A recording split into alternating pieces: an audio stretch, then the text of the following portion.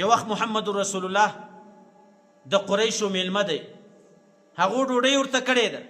له ده سره یو بل ملګری هم دی د زید بن عمر په نامه باندې دی، چې کله یې وایي ده ته دا میلمستیا ډوډۍ تیاره سوه، دسترخوان تیار سو، د قریشو مشران ورته وایي چې ډوډۍ در واخله، لیکن محمد رسول الله په دې وخت کې لاس ودروئ، یو شي ته هم لاس نه ورچي.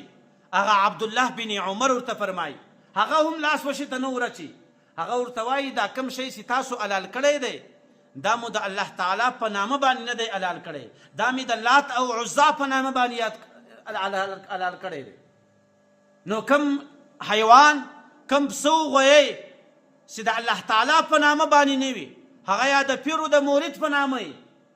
زموږ ستاسو په معاشره کې هم داسې بزرګان شته چې اوس هم د پیرانو په نامه باندې حلالوي.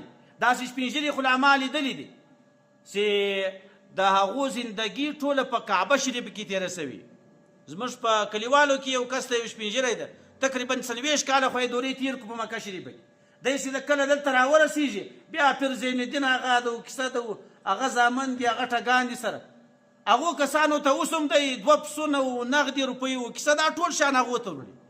بس نعوذ بالله له دا پیره یې خدای جوړ کړی. د الله رسول ورته وایي چې دغه کم شان چې تاسو حلال کړي دي دا مې د لات او د عزات په نامه حلال کړي دي. دا پسه چې ته حلالوې دا پسه چا پیدا کړی ده؟ دا پسه ته چې کم خوراک ورکوي دا خوراک چا راشین کړی ده؟